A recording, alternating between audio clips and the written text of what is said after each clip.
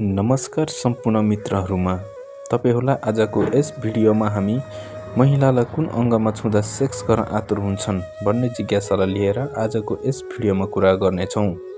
भिडियोलाई अन्तसम्म हेरी साथ दिनुहोला।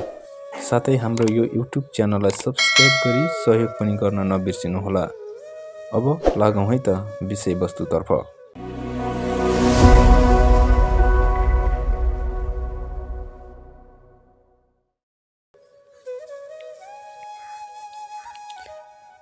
सबैजसो पुरुषलाई सधैँ कौतूहल त हुन्छ महिलाको शरीरमा कुन अङ्ग कति संवेदनशील होला भनेर। अब भने यो विषयमा गम्भीरताका साथ सोच्नु पर्दैन, किनकि आजको यस भिडियो मार्फत तपाईहरुलाई यस्तो महत्त्वपूर्ण जानकारी दिँदैछौँ जसले गर्दा तपाईले आफ्नो पार्टनरलाई पूर्ण रूपमा सन्तुष्टि दिन सक्नुहुनेछ।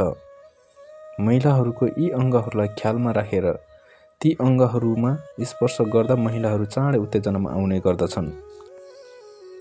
स्त्रीको शरीरमा कहाँ बिस्तार स्पर्श गर्ने र कहाँ जोडले थिच्ने र कहाँ कम्पन पैदा गर्दा उनीहरूलाई यौनिक रूपमा उत्तेजित पार्न सकिन्छ भन्ने कुरा आज हामी विस्तारमा कुरा गर्नेछौँ। महिलाहरूको घाँटीमा हल्का स्पर्श गर्नु निकै प्रभावकारी हुने गर्दछ।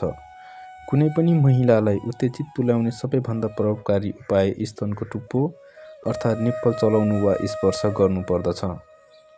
त्यसैगरी यौन क्रीडाको समयमा भने स्त्रीको योनिको बाहिरी माथिल्लो भागमा हुने क्लिटोरिसमा कम्पन पैदा गर्नु सबैभन्दा उत्तम रहन्छ। यौन क्रीडाका लागि स्त्रीलाई तयार पार्दा यी विधि निकै प्रभावकारी मानिन्छ।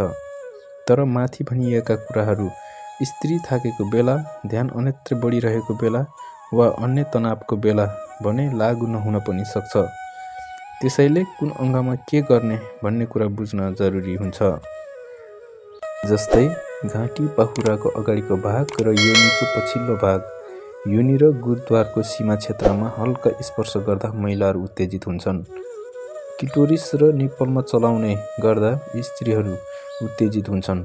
तर स्तनको छेउको भाग र पेटमा स्पर्शले भने खासै उत्तेजना ल्याउँदैन।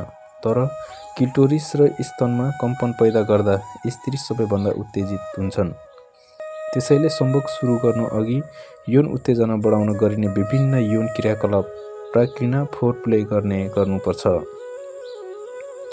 यौन क्रियाकलापलाई सुमधुर बनाउन गरिने कुनै पनि पूर्व क्रियाकलाप जस्तै रमाइलो वातावरण गरिने भोजन, प्रेमवार्ता, श्रृङ्गार र संयुक्त ठट्टालाई पनि प्राक्रिना भनिन्छ। तर कतिपय मानिसहरू एकैचोटि सम्भोग गर्छन्।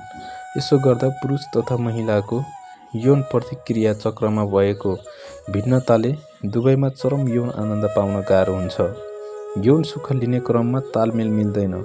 यथोचित प्राक्रिनामा संलग्न हुँदा यौन आनन्दलाई यसको चरम बिन्दुमा पुर्याउन मद्दत गर्छ। प्राक्रिनामा संलग्न हुँदा एक अर्काको शरीर, उसका संवेदनशील अङ्गका बारेमा थाहा हुने मात्र होइन, दम्पतिको बीच एक आपसमा कुराकानी हुने र एक अर्कालाई राम्ररी बुझ्ने अवसर पनि मिल्छ। आपसी समझदारी बढाउन मद्दत मिल्छ। यही आपसी समझदारीले नै वैवाहिक जीवन उच्चतम रूपमा सफल हुन्छ। यसका लागि यौन प्रतिक्रिया चक्र र संवेदनशील अङ्गका बारेमा थाहा हुनुपर्छ। साथीहरू, आजको यो भिडियो कस्तो लाग्यो प्रतिक्रिया दिन नबिर्सिनुहोला। यदि तपाईहरू यस्तै यौनसँग सम्बन्धित कथा तथा जिज्ञासाहरूबारे जान्न चाहनुहुन्छ भने हाम्रो यो कामुक यौन कथा कलेक्सन YouTube च्यानललाई सब्स्क्राइब गरी सहयोग गरिदिनुहोला। अर्को भिडियोमा फेरि भेटौँला। धन्यवाद।